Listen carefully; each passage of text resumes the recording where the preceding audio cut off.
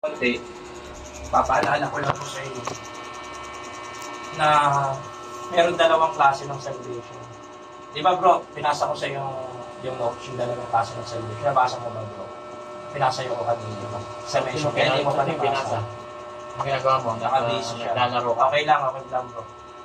So, papaalala lang natin, meron dalawang klase ng salvation. Pag sinabi natin salvation, no, dalawang klase siya, meron siyang nung Old Testament, yung Old Testament, ang salvation dyan para hindi ka mapunta sa impyerno. Kaligtasan.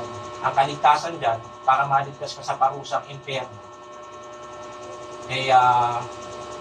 By law, kautusan. May mga kautusan, no? May batas sila. Yung 10 utos. Alam mo naman yung brother, 10 utos, di ba? Pamilyar ka sa 10 utos ng Diyos. So, sa Old Testament, para maligtas ka sa impyerno, sabi ng Diyos, kung kayo'y magiging tapat sa kautusan at kung susunod kayo sa kautusan, sabi ng Panginoon Diyos, ni Yahweh, si Yahweh ang Diyos that time, ay maliligtas kayo. Sabi, sa Old Testament kasi, ang God dyan, ang God nila dyan, is si Yahweh. No? Wala kang mababasang Jesus Christ. Wala tayong mababasang Jesus Christ sa Old Testament. No? Ang Jesus Christ nasa New Testament. No?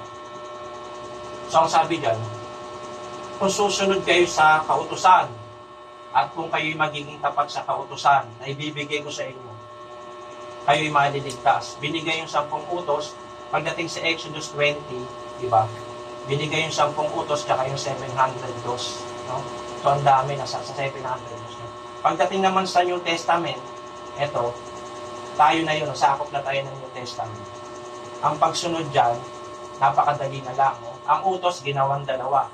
Sasamba ka sa Panginoon Diyos, mananampalataya ka ng buong lakas, buong kaluluwa mo, no? Buong puso, buong kaluluwa, buong lakas. At saka mamahalin mo ang kapwa mo tulad ng pagmamahal mo sa sarili mo, pati ang kawan mo mamahalin mo din.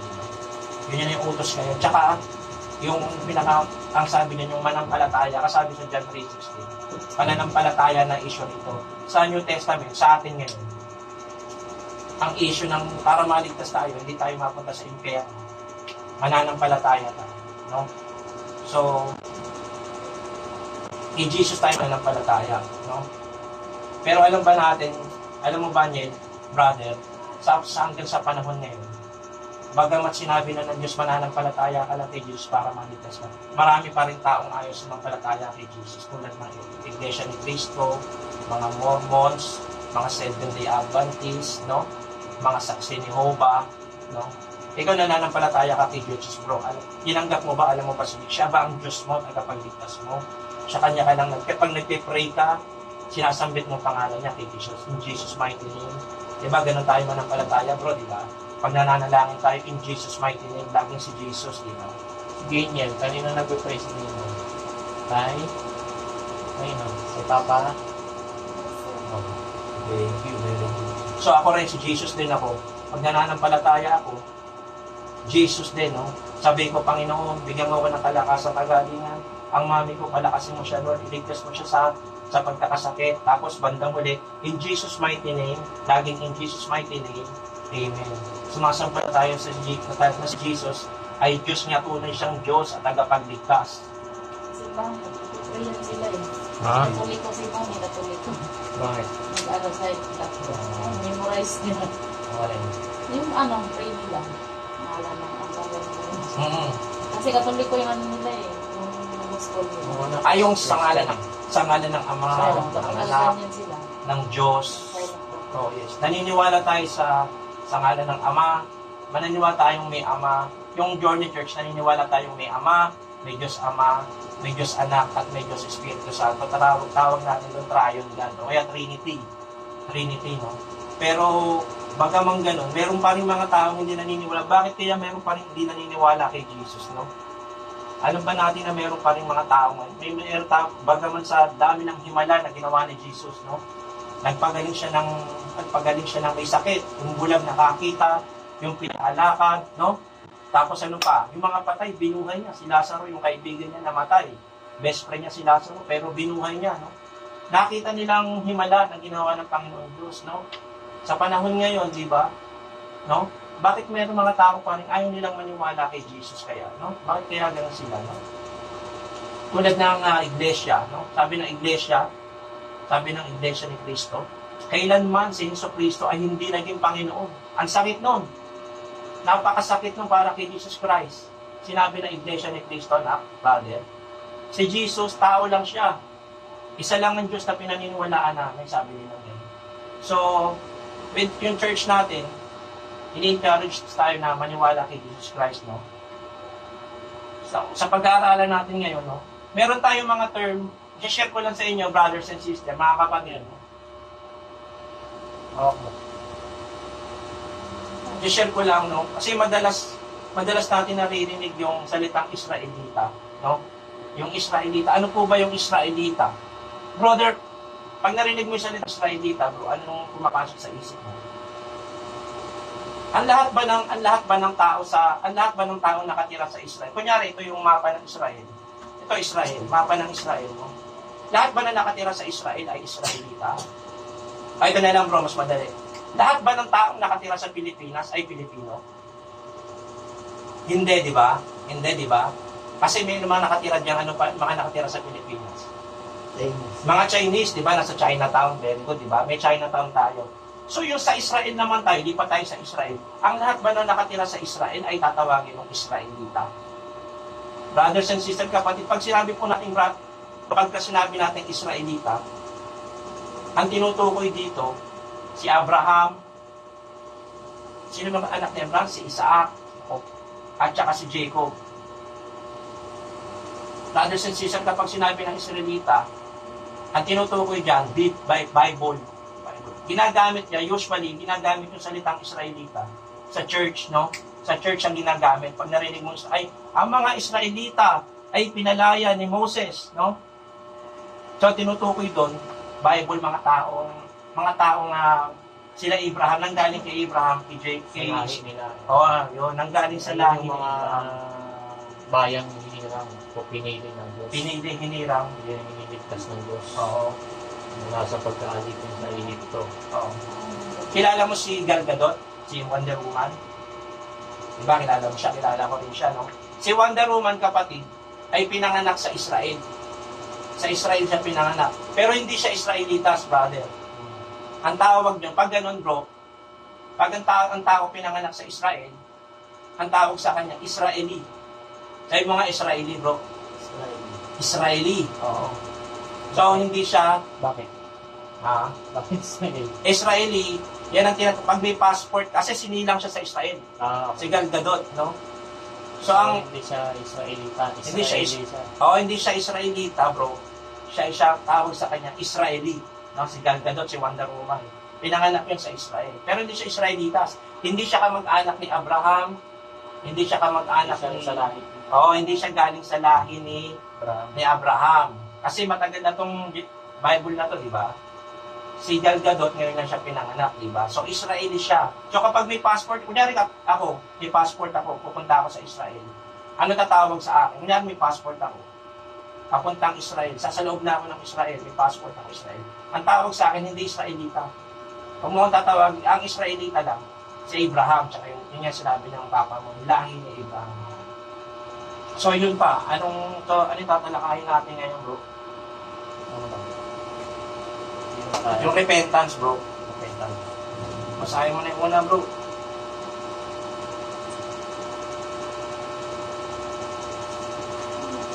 Ito, mahaba ang story. Papasahin pa natin ito. Mahabang kwento. Hindi, yung bro. Yung unang tanong. Tanong na.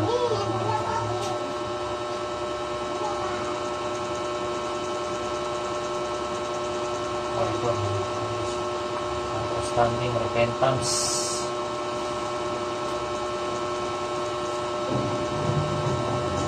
Sana, mga bata. Dito na kayo.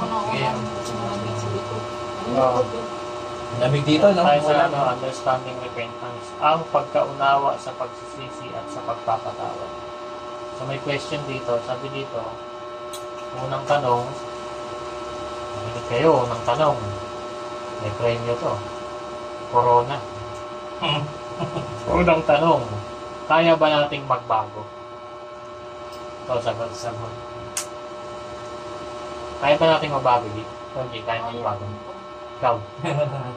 Ikaw, ganyan. Magsapapas, Bago ka na bukas, huwag ka na mga kung dinenggoy paglabas mo, may ice cream na lang. Ito ang sagot, kaya pa natin magbago. Kung sa sarili lamang nating pamamaraan, gagawin ang pagbabago, maaaring matagalan at mahirapan tayo. Makapagbabago lamang tayo kung uunahin nating ayusin at pagandahin ang relasyon natin sa Panginoong Jesus. Magsisimula ito sa pagtanggap natin sa Kanya bilang Panginoon at tagapagligtas. Ang relasyon natin ito sa Panginoon ang tutulong sa atin na makapagsimula ng anumang pagbabagong gusto nating mangyari sa ating buhay. Sabi sa Romans, 2 Corinthians 5:17, ang totoo ito, mahirap magbago. So sabi dyan, kung tatanggapin natin si Jesus Christ, in what way ba natin tatanggapin sa Kanya? Ako dati namuhay ako nung hindi pa ako nasa Journey Church. Naninigarilyo ko, tapos mabarkada ako sa mga nandun sa billiards, no? Nauubos yung isang oras ko. Sa walang kabuluhang bagay, no? Sa isang araw, hindi man lang ako nagpapasalamat bago ako kumain, no? Hindi man lang ako nagpapasalamat, nagpe-pray bago matulog. So napakahirap. That time, hindi ko kinaya magbago. Bakit? Kasi mag-isa lang ako. So Sarili mo lang. Sarili lang. Magagawa lang natin magbago kung may tulong ng Journey Church. Sa panahon ngayon, bro,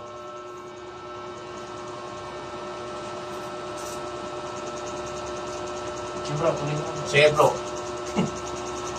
So sa tulong ng Journey Church, siguro kailangan mapapansin natin, kaya ang laki na nagbago sa atin, bro. Nataalala mo pa ba nakatira kayo dun sa Delpan? Bro, ang hirap diba ng tubig, napakadumi ng tubig. Tapos binibigay sa inyo sa mahal na presyo yung tubig nyo, di ba bro? Tapos, babayaran nyo na ng mahal.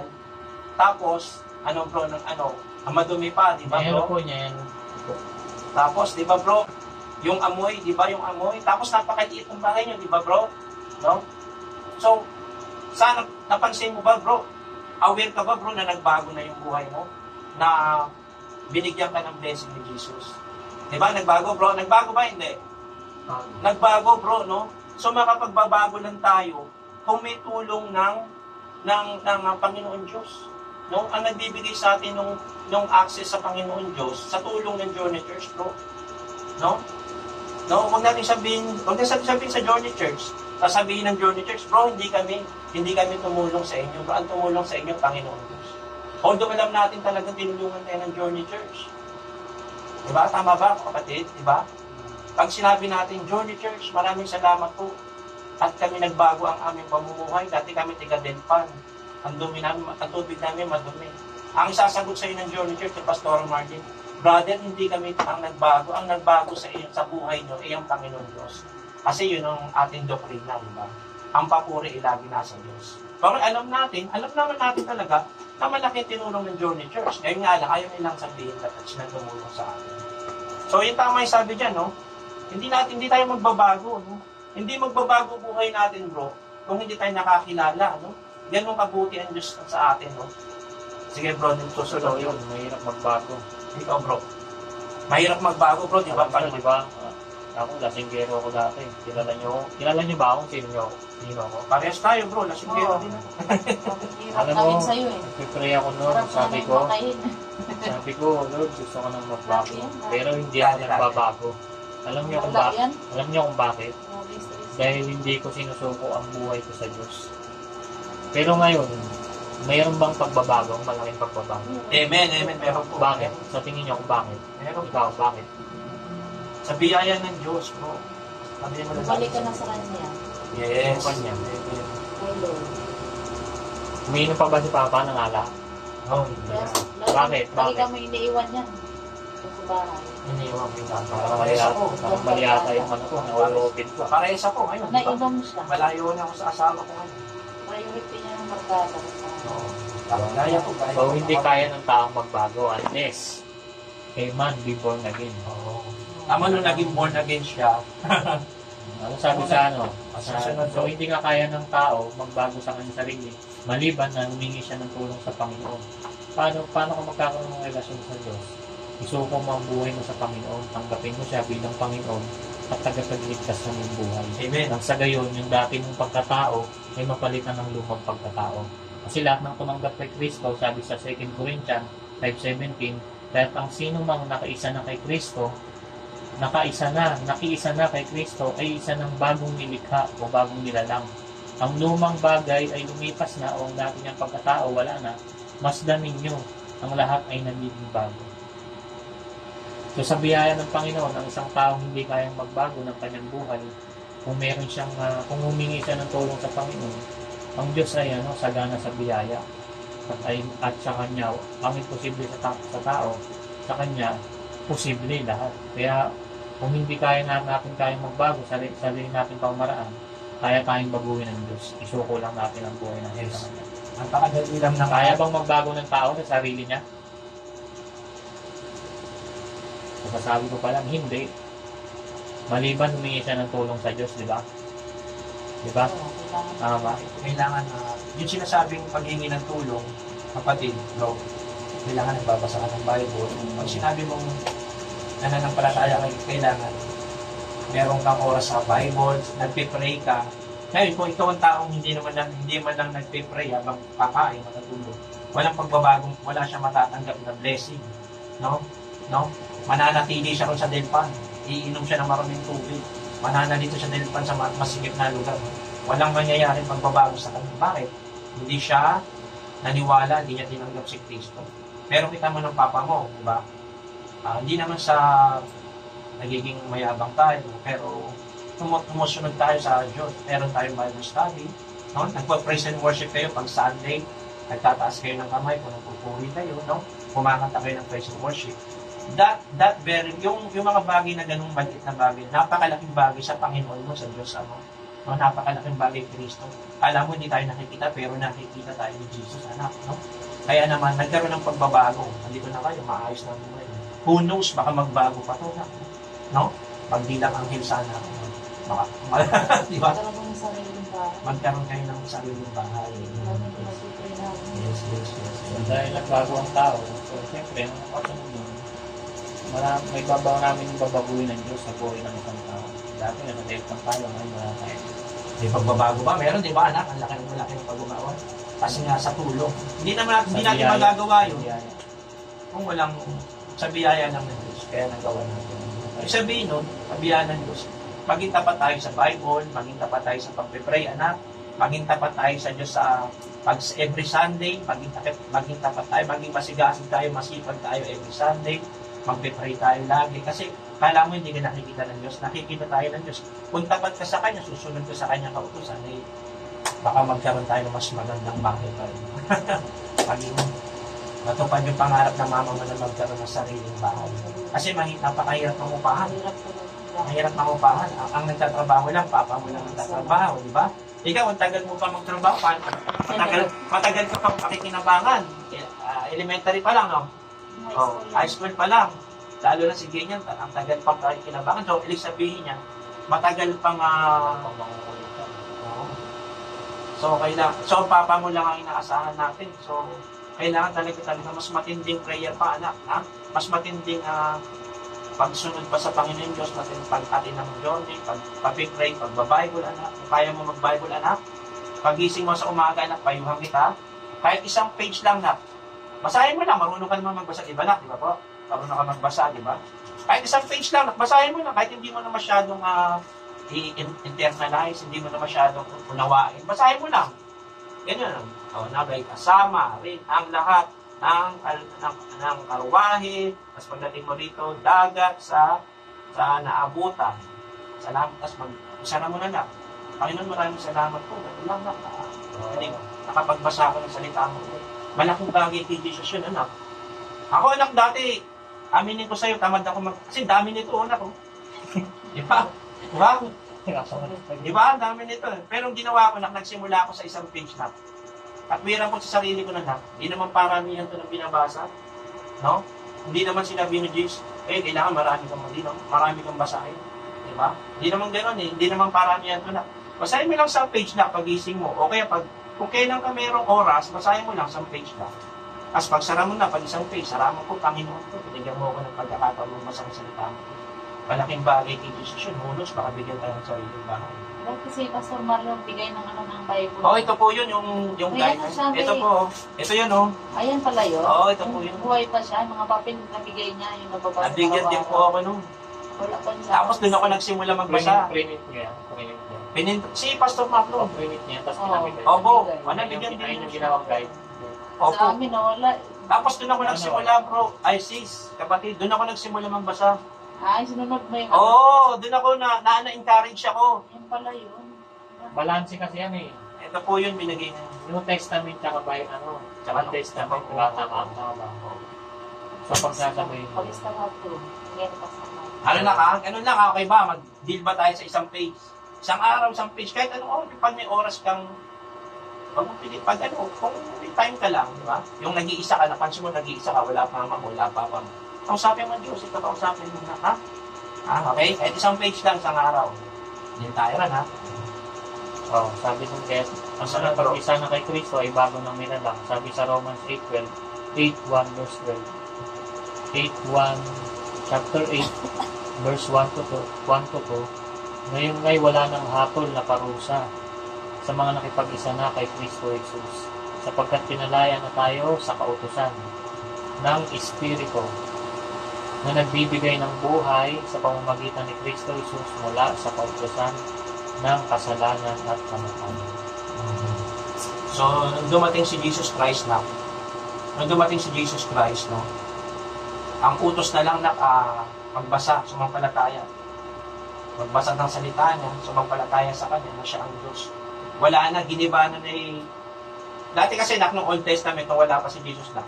Pag nagkasala ka na, kunyari nakapatay ka ng tao na, o kaya nagmura ka that time na.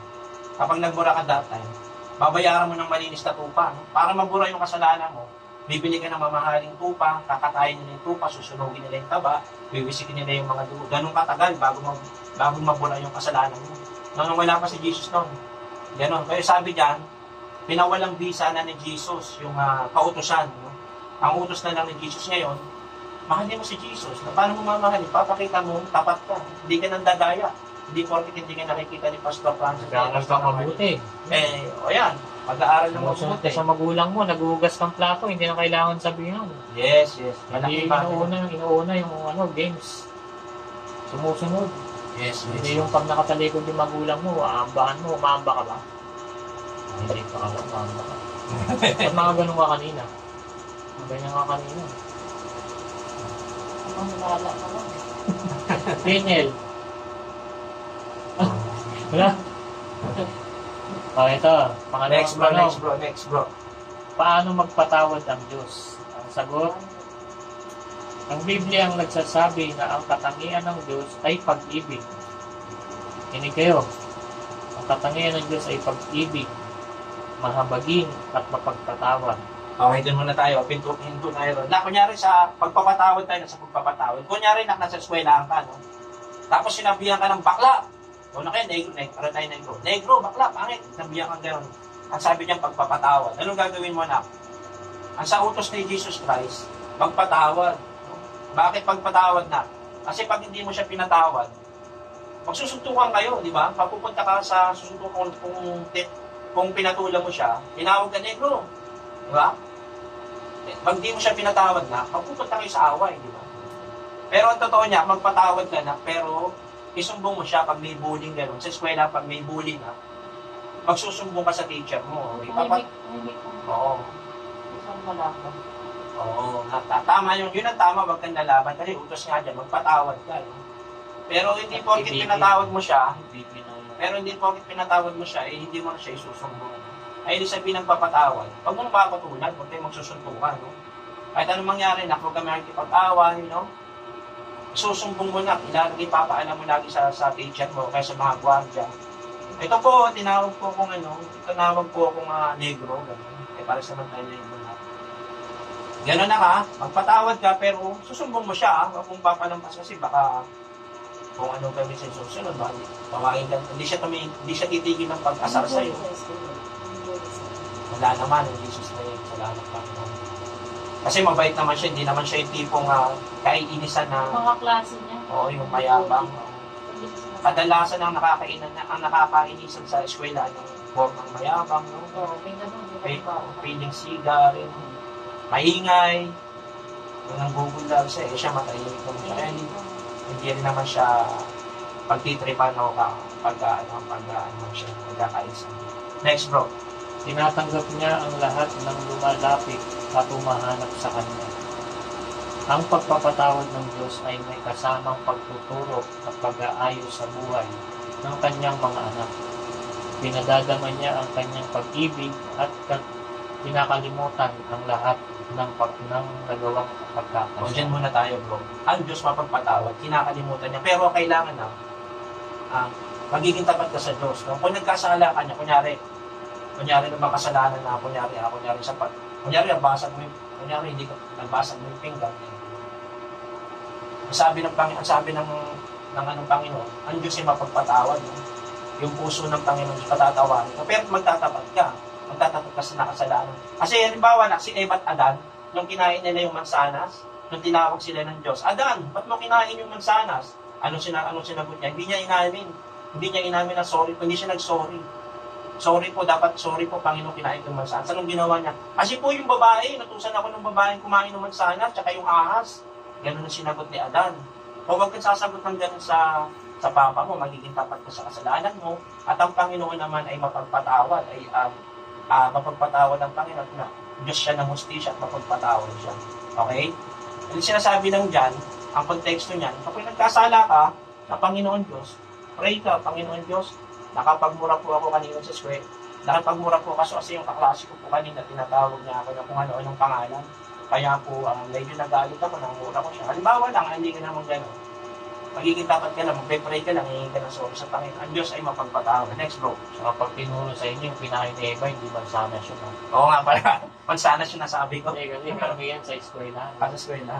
Isang uri ng Bunga, prutas yun. bunga lang. Isang uri ng Ang bunga. nakasulat bunga, hindi At saka mansanas. yung bunga na yun, maganda sa paningin ng tao, masarap. Pero hindi naman sa anak. Pero hindi. Mansanas, kala ko nga Kasi mansanas. marinig ko kayo. Nung unang mansanas, di ba, maraming Oo. usap-usapan mansanas. Hindi pala mansanas. So, kapag ang Diyos nagpatawad, kung ano man yung mga kasalanan natin noon pa, pinakalimutan niya na yun. Hindi siya kagaya ng tao. Hindi siya kagaya ni tataling mo. Ganun ka ba, Jim? Hindi. Praise God. No? Kaya, Pinatawad mo na ba si Aris? hindi, nagkapatawaran sila ni nanay dito pumunta. Si nanay. Iyakan sila. Si nanay. Pumunta kagabi. Pumunta dito kagabi. Diyan Kaya naman ginabi ako, Ano sa akin? hindi na ako nakapag-chat sa'yo. Ano sabi ng nanay? Ngayon, repentance, hindi sila nakakawad sa isa't isa. Ito ako na yun, sa galit. Ito ang mga pagandaan dito. Hindi naman natagtatan ng galit yun. Oo nga, hirap kasi pag ano. Ang hirap din dahil kasi mag-isa ka dito, di ba? Sila, magkakapag-anak sila, di ba? Makikisama ka talaga. O kaya nga sabi ko, May nagkaroon kami ng sabi alitan. sabi ko, hindi na tayo pwede. Ang sakit din sa'yo nun, masakit yun, di ba? Kasi nanay mo yun, nakaway mo nanay, masakit, di ba? Kaya No? kagabi, okay na kami. O anong ginawa mo nung panahon na masakit pa yung nararamdaman mo? Bakit? Nagkasala ka, Bakit? ano nararamdaman mo? Tahimik ka lang. Oh, iyak na ako ng iyak. Oo, nagdasal ka sana kay Lord. Sa gabi bigla siyang pumunta dito. Ayun, inakap ka na ni nanay. Oo. Masarap sa pakiramdam. Okay. Ang nagkakabanta kayo. Hindi mo alam. Plastikan lang. Ano? Hindi, niyakap na. Kapag galit tayo kung ano nang sabi natin. Hindi ka na makakabot. Hindi ka na wala naman sa mukha mo. Ako naman, tahimik. masagot din ako pag Ayun. ano sa kapwiran. Masagot ako. Kaya nagkasamahan kami doon din namin. Oo nga, di ba dahil doon sa yung mga bata na Oo, yun. nagtulakan ata itong mga bata tapos pinatuloy Ah, na. may isang pasensya Lumaki na ng lumaki dahil sa awin ng mga bata. Okay na naman. Ang sakit kasi nung, di ba? Kung nagkita ako, nailang ako mga ginadwin. Mga kinanay. Hindi ako mag-ano, magsalita. Niyakap ka na ni nanay. Ni Oo, nanay gabi. Lydia. Salamat po. Tsaka dapat talaga natin lalo kung persona na tayo. Dapat matuto tayong magpatawad talaga. Kasi sabi mo, sabi sa Bible, kung hindi ka magpapatawad, hindi ka rin patatawarin. At saka mabigat sa puso yung may galit lang. Dadadala mo yun hanggang sa mag-uugat yun, yung galit mo, apektado na yung trabaho mo, yung pag-iisip mo, yung pamilya mo, apektado lang. Kaya dapat lang may-release yun. Kailangan magpatawad talaga kasi nga Diyos magpapatawad. At ang Diyos ay mapagmahal. Sabi dito sa Exodus chapter 34 verse 6 to 7, akong si Yahweh ay mahabagin at mapagmahal. Hindi ako madaling magalit. Patuloy kong ipinadarama ang aming pag-ibig at ako'y nananatiling tapat. Kahit na tayo minsan hindi nagiging tapat sa maliit na bagay. Maraming beses, minsan may mga lihim tayo, di ba? Saka wala namang talagang perfecto. Wala namang talagang tao nagiging tapat. Pero ang Diyos, mananatiling tapat. At hindi siya magsisinungaling.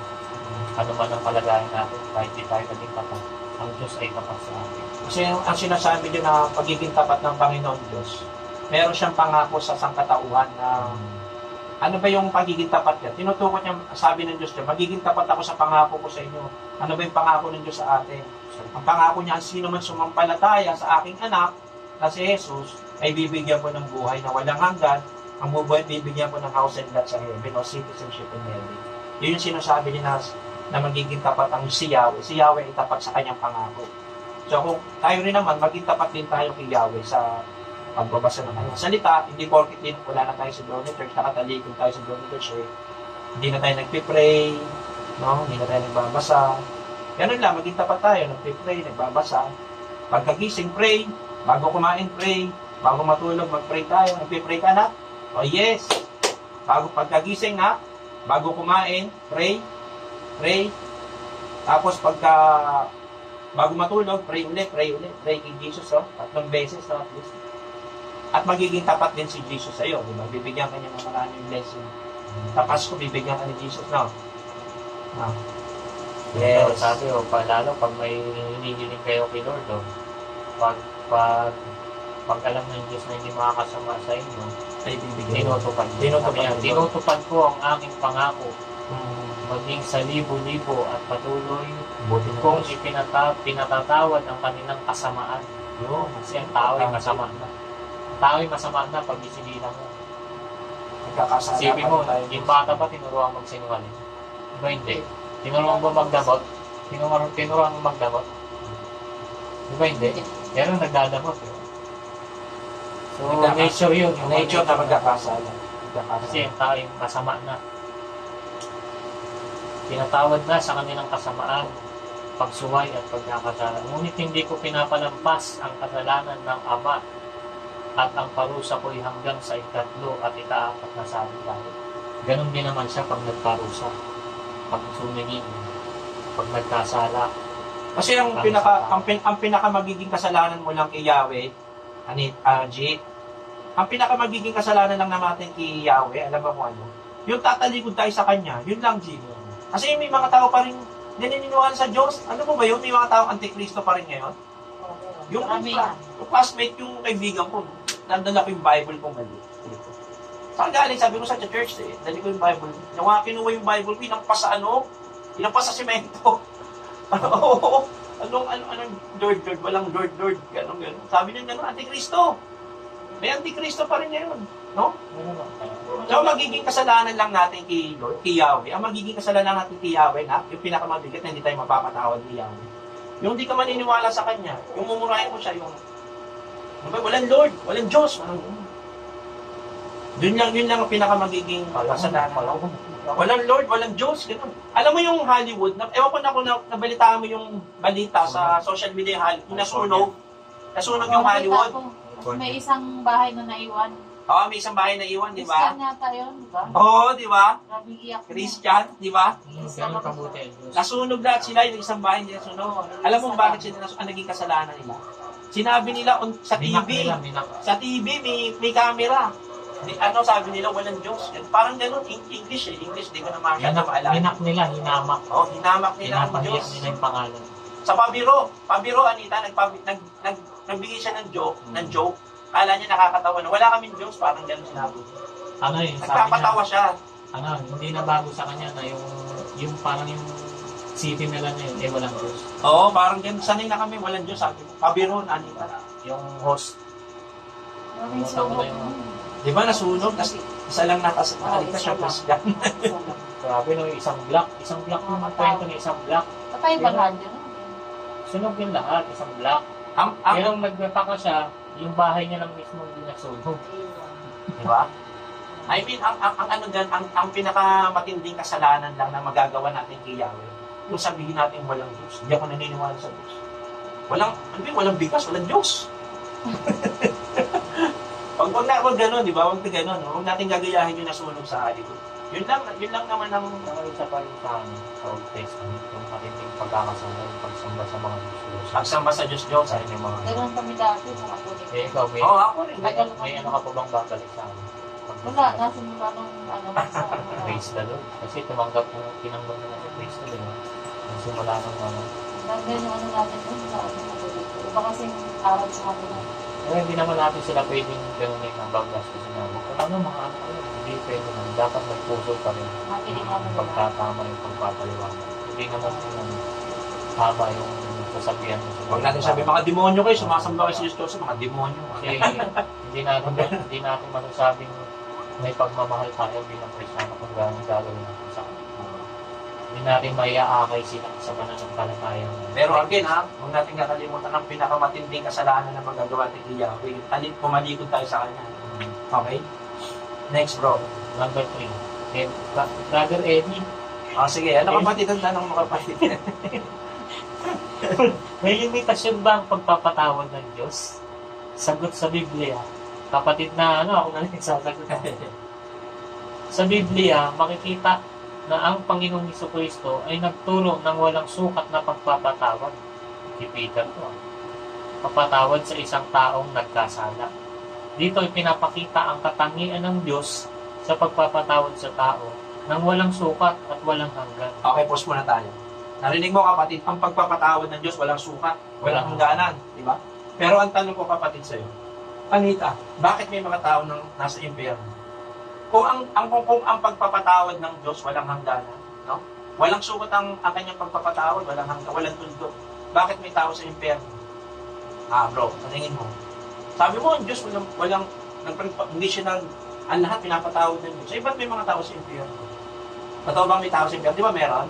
Sa Bible yun, hindi ko nababasahin. Kasi bro, ang impyerno, Nita, hindi siya puno ng taong tinanggihan ng Diyos. Yung mga tao sa impyerno, hindi siya puno ng taong tinanggihan ng Diyos. Ang tao sa impyerno, kaya nandun sila, tinanggihan nila ang Diyos. Huwag mo bro, yung pagkakaiba. Ha?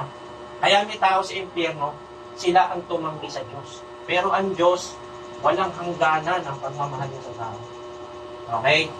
Okay, brother, sister. Next bro. Ayan.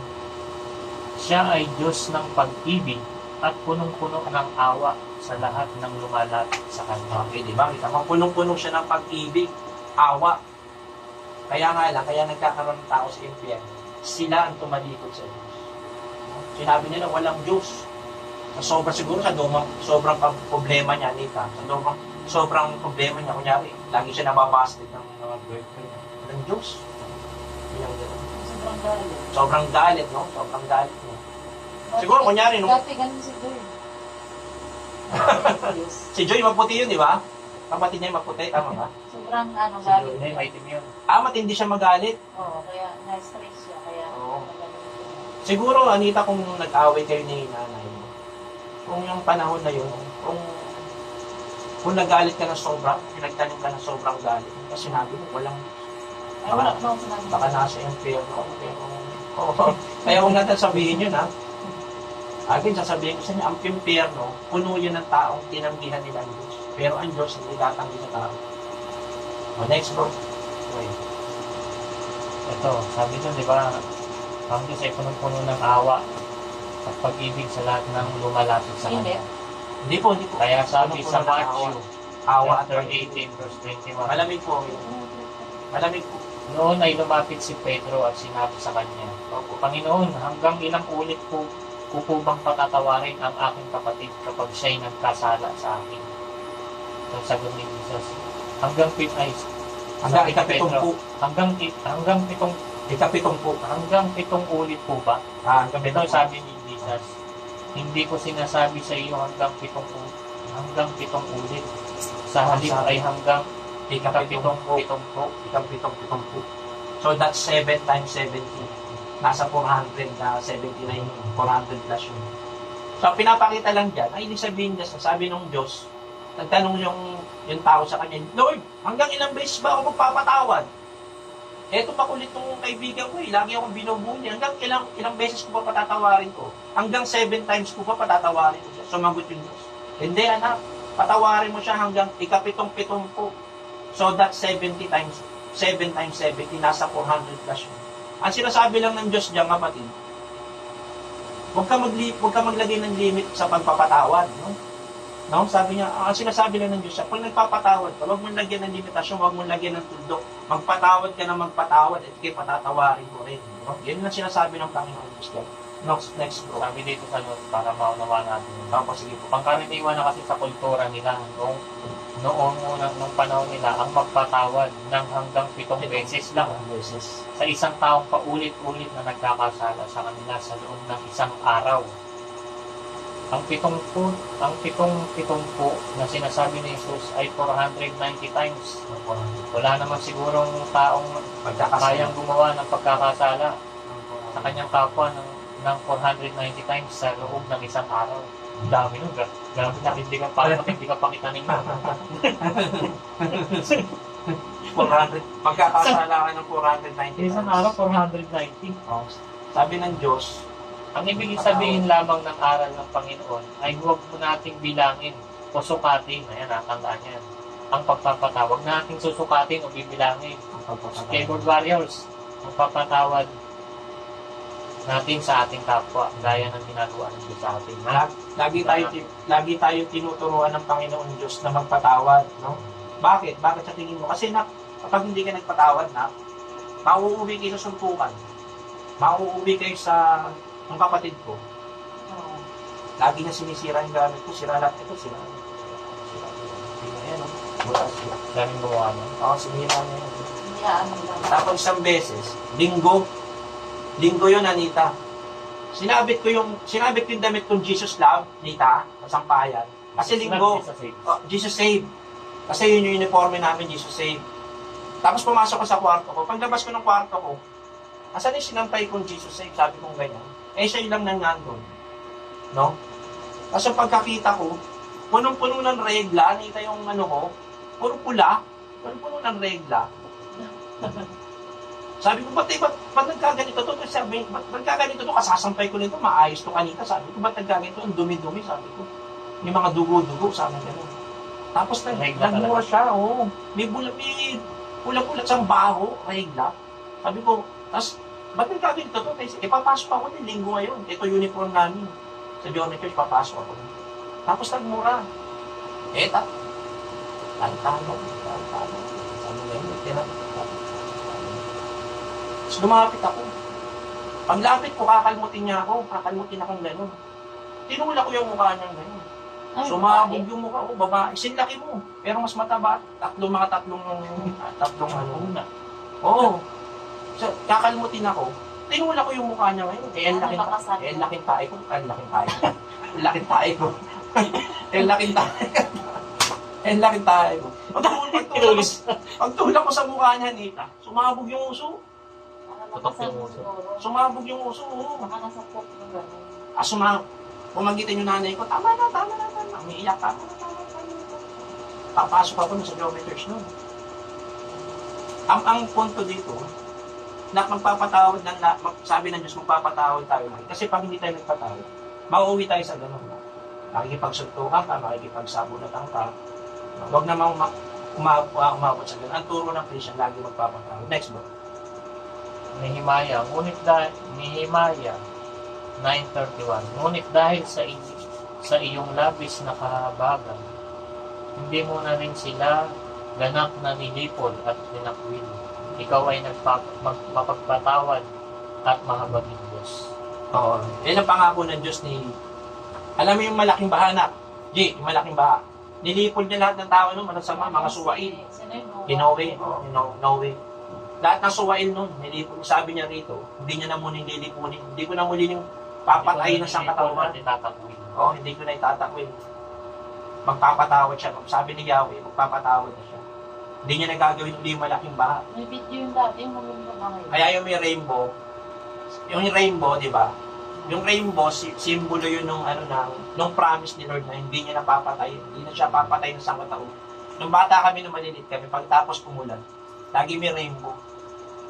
Kasi daming mga haka-haka. Eh, siya daw sa dulo daw nun, meron kayamanan. Kaya Pero hindi ko na yung biblically speaking yun, yun nga yung pangako ni Kristo. Biblical speaking, pangako ni Pagtupad Yahweh, ng- ni Yahweh. No? Ay, ang pangako. Pangako ni Yahweh yun. Yung iba naman sabi yung dulo daw nun, May kayamanan. hindi ko yung tao. Hindi, walang Oo. sinasabing Bible.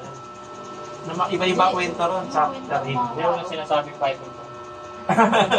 Pero biblically, ang ibig sabihin talaga ng dahaghari na yun. Tupad sa pangako. Pangako ni Yahweh yun na hindi na siya magdapadala ng malaking baha. Napapatay sa malaking tao.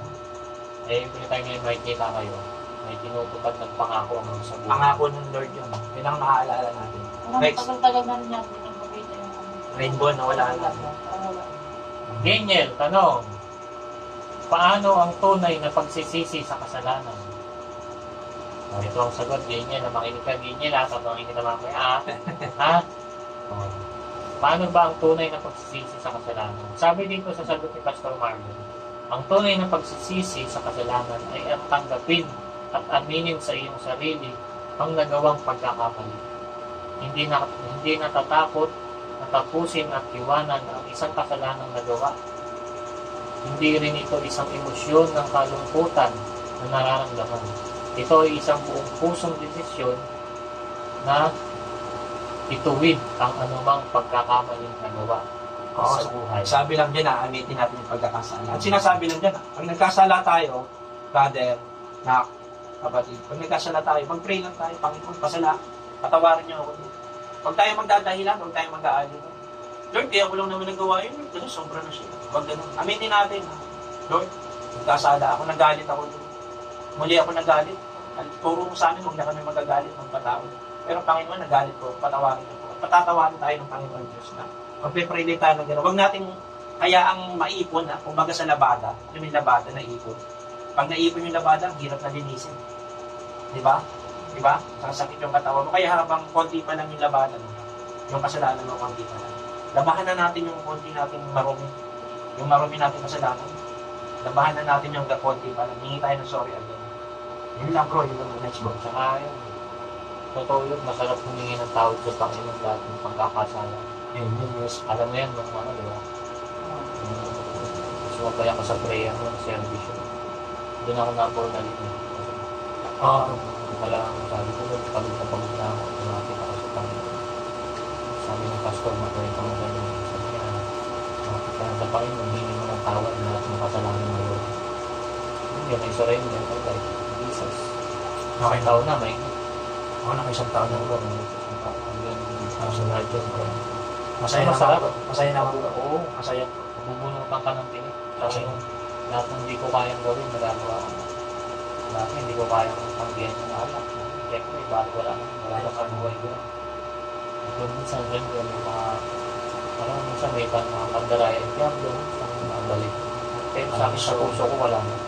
Kasi ang tawag na po, binigyan ng Panginoon ng panibagong puso. Yun ay sumunod sa kanya. Masaya naman bro na mas masaya yung aris ngayon. Yung aris na walang alak pero merong Bible study, may blessing. Oo, kasi Meron. Kesa naman sa aris dati na walang blessing, walang journey pero may alak.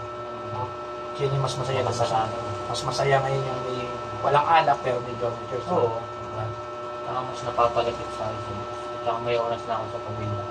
Yes, yes. Next Saturday, pag uwi ng trabaho. Dati talagang wala na ako. May Saturday, wala ako. Hanggang dito. Asa ano, barkada talaga. Oo. Barkada ka masaya. Straight yun. Minsan, Lunes pa. Mas barkada. May extend pa. Ganun talaga. Kaya, ganun pabuti. Barkada ang pinupunon. ang barkada ang binibigyan mo ng oras dati. Oo, kasi ano rin ako eh.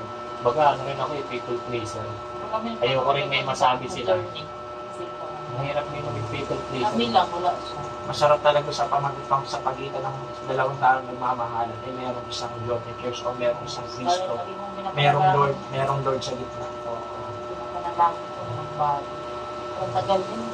Kasi kahit anong Marami ka pa. Oo. yung dalawa nagmamahalan. Kahit gaano katagal na kayo nagmamahalan, pag wala kayong Bible sa gitna, wala kayong John ni Church sa gitna, wala kayong Jesus sa Walang gitna. sentro, hindi sentro si Jesus. Oy, ang pag-uusapan nyo, buhay ng ibang tao. Ganun naman nangyayari. Pag wala kayong John ni Church, pag-uusap kayo, puro panlalait, lalaitin na si itinda ng ano dyan, puto, lalaitin. Lalaitin mo yung mga tao dyan, ha? No? Ganun ang mangyayari sa atin kapag wala tayong nagmamahalan kayo pero wala kayong John ni Church sa gitna. Nag-kiss mo sa niya ng tinunda ng sudlot ko lang. Konti lang yung tangya ng piso. Ano, di kaya lang yung Konti na yung ikot sa stick ng kulamot. Sino na pag-uusapan